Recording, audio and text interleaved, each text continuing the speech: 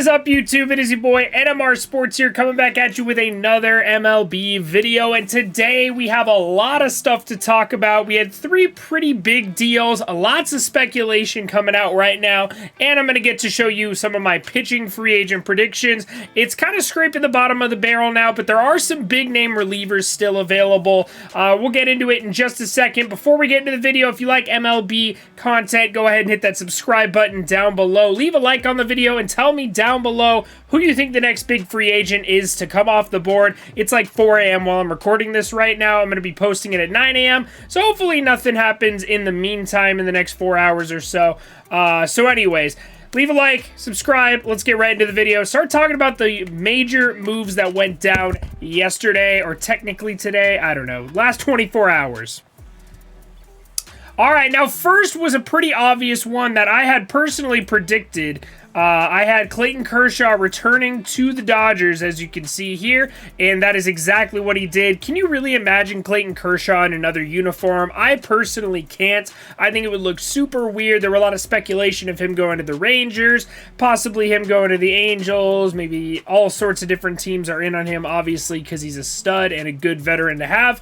But, of course, he goes back to the Dodgers. The Dodgers never shy away from a price tag. I believe the deal is for $17 million plus incentives, something like that. So, to take a little bit of a pay cut, but still a real stud pitcher, man. Even last year when he wasn't healthy the entire season, still well above average as a starting pitcher. Not really the ace that he used to be. Obviously, a three-time Cy Young Award winner and an MVP winner at one point, but still a very, very solid top-of-the-rotation guy for the Dodgers over there in Los Angeles. Now, we did have another pitcher that's not returning to his original team, and that, of course, is left-hander Carlos Rodon. Carlos Rodon was with the White Sox last season, and he was kind of pitching like a Cy Young caliber pitcher. This dude was an absolute monster. Dude was a unit, and he deserved every cent of what he just got paid. He's got a $44 million contract from the Giants. He is going to be paid, I believe the breakdown was $21.5 this year, and then he has an opt-out next year, or $22.5 million for that. Now, I think he could, there's two options here. He could get hurt immediately, like he's done a lot of in his career, and he could be a total bust. This could be a huge waste of money. Or he could be one of the best pitchers in all of baseball, like he was last season. Dude has been phenomenal. 93rd percentile expected batting average, 95th in expected ERA, 96th in strikeout percentage. Dude was missing barrels like crazy. 90% whiff percentage. Man was an absolute unit over there in Chicago.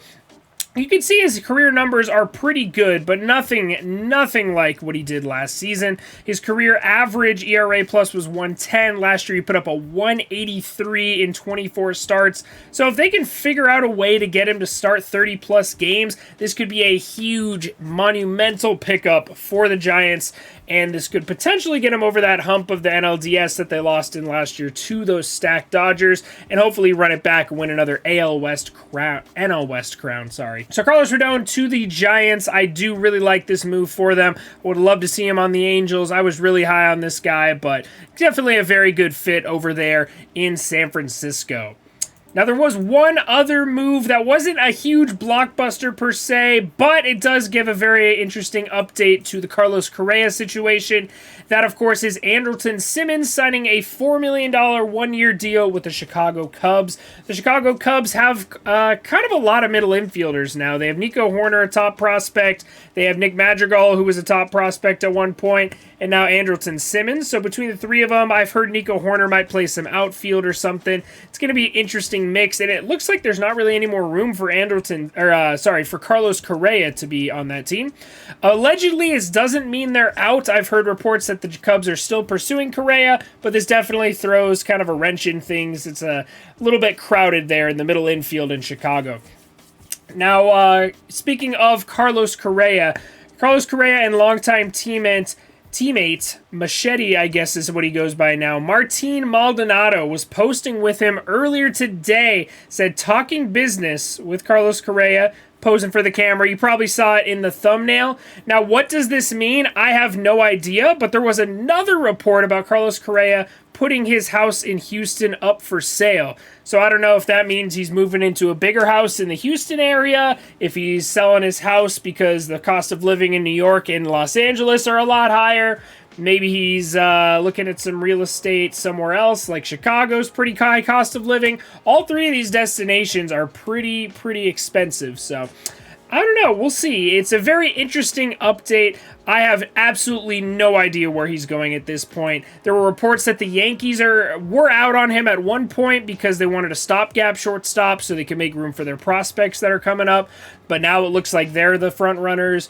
Obviously, there were reports, not super credible reports, but reports that the Angels had offered him a $300+ million contract. There were rumors that the Cubs were in on him. I think the Rockies at one point, for some reason, were in on him. I think the Mariners. So many teams need shortstops. The Phillies are another one. Red Sox.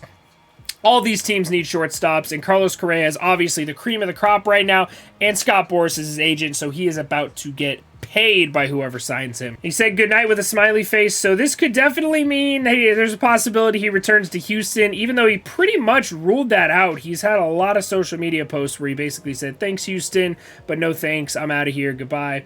But yeah, very interesting updates to the Carlos Correa situation. Now, with these big free agent signings, there are some big free agents left to sign. Obviously, yesterday we talked about my MLB free agency predictions. Speaking of which, I forgot one more update. That, of course, is Freddie Freeman. Now, Freddie Freeman, we all considered the Yankees and the Braves to be the two frontrunners for him, but it looks like the Dodgers are actually making a very strong play for him right now. It looks like they're offering him around $140 million for 5 years, but he's trying to get that 6th year tacked on there. So we'll see if the Braves can come through and sign their man.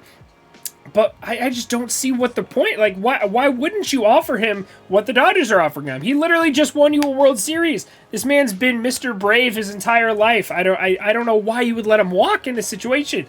It's infuriating, bro. It pisses me off. I know if you're a Braves fan, you're going to be flaming if this man goes anywhere besides the Braves. So hopefully it's just smoke and mirrors to get more money. A lot of times agents will leak these kind of details to reporters like John Heyman. Not a huge John Heyman fan, by the way.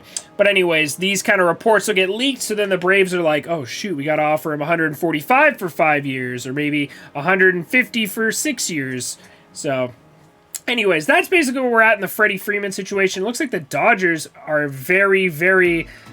I'd say it's kind of a 65-45 split right now. 65%, that's not right math. 65-35? 65-35, that seems right. Maybe, you know what, 55-45. I think 55% chance he's a Dodger, 45% he's a Brave. Maybe throw a little slice of pie in there for the Yankees as well. So that's the update on the free agency market right now. Getting back to my predictions, we still have a lot of players left to go. Pretty much all the top offensive free agents are still available in Correa, Story, Freeman, Castellanos, Bryant, all these guys. So we'll see what happens tomorrow. Hopefully there's a lot more deals happening today and the next day as well. Obviously, two of the top starting pitchers, pretty much by far the top two starting pitchers in free agency have signed in Rodon and Kershaw, but there's still some good relievers in Kenley Jansen, Andrew Chafin, and some pretty decent starting pitchers. There's no aces left. There's no top of the rotation guys left. But, you know, guys like Danny Duffy had a really good year last year. Zach Greinke is still serviceable. Yusei Kikuchi's a good back end of the rotation kind of guy, and Michael Pineda had a pretty decent year with the Twins last year. So there's definitely some starting pitching left to sign, but I feel like there's a pretty solid amount of good relievers left as well. So these are my predictions for the remaining free agents. I want you guys to let me know in the comments section what your free agent predictions are. Who's going to be the next free agent to come off the board?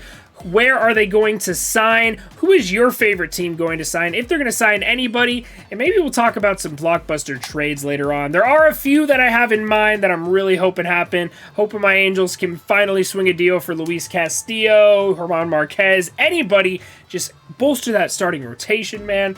God, every day, man. Every day I'm just waiting. I'm refreshing Twitter, waiting for Angels have acquired. all that. So anyways, this video was kind of a mess, but free agency is kind of a mess right now. So appreciate you guys watching. Don't forget that to hit that subscribe button, hit that like button, and comment down below your free agent predictions. And I'll see you guys all in the next one.